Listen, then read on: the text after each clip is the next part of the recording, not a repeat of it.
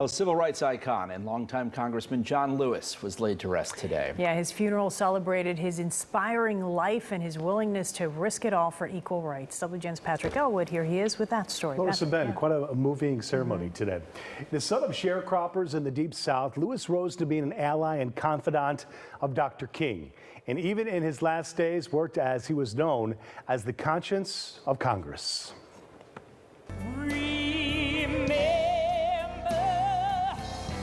It is the church that Dr. Martin Luther King Jr. built. Today, in the words of former President Barack Obama, who gave the eulogy for his friend and mentor, the King's disciple John Robert Lewis is once again at his side in God's heaven, perhaps causing more good trouble. He said that as long as he had a breath in his body, he would do everything he could to preserve this democracy. And as long as we have breath in our bodies, we have to continue his cause. Mr. Obama was one of 3 former presidents to attend and pay respects. Former presidents George W. Bush. I did a little research. Every morning he would rise before the sun to tend to the flock of chickens. He loved those chickens. Already called to be a minister who took care of others, John fed them and tended to their every need, even their spiritual ones. Where John baptized them, he married them, and he preached to them.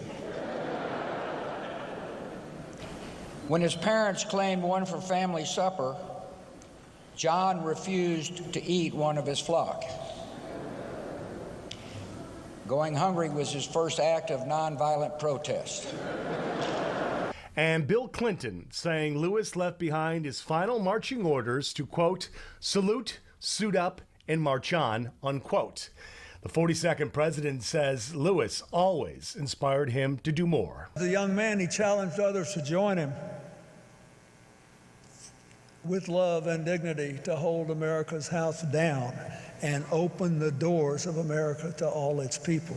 His flag-draped casket a million miles away from the Edmund Pettus Bridge that he crossed on that fateful Bloody Sunday. It inspired a generation and continues to do so to this, his homegoing day. At the age of 80, he succumbed to his battle with pancreatic cancer. Also at today's service, his former congressional colleagues and Georgia's 2 U.S. senators. And a little boy, Tybreeze Faw, now 12 years old, was 10 when he met the man he called his hero. After traveling 7 hours with his 2 grandmothers for the commemoration of the Bloody Sunday March 2 years ago, he read the poem Invictus. I'm the master of my fate. I'm the captain of my soul. John Lewis was my hero and my friend. Let's honor him by getting in good trouble.